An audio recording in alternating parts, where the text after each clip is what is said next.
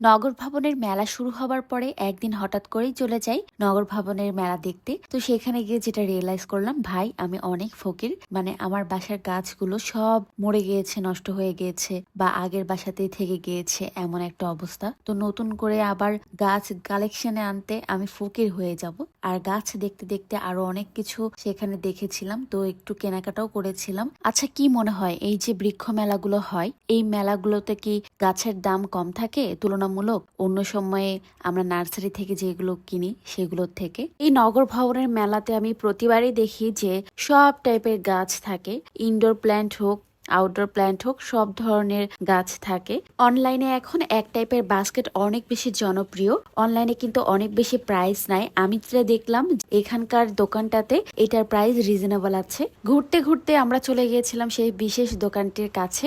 এখানে কিন্তু অনেক সুন্দর সুন্দর বাস্কেট আছে। এইটা আমরা কিচেনের ক্ষেত্রেও ব্যবহার করতে পারি, কিংবা কোনো জিনিস গুছিয়ে রাখতে পারি। কি সুন্দর না? পাশের একটা দোকানে সুন্দর সুন্দর টব ছিল।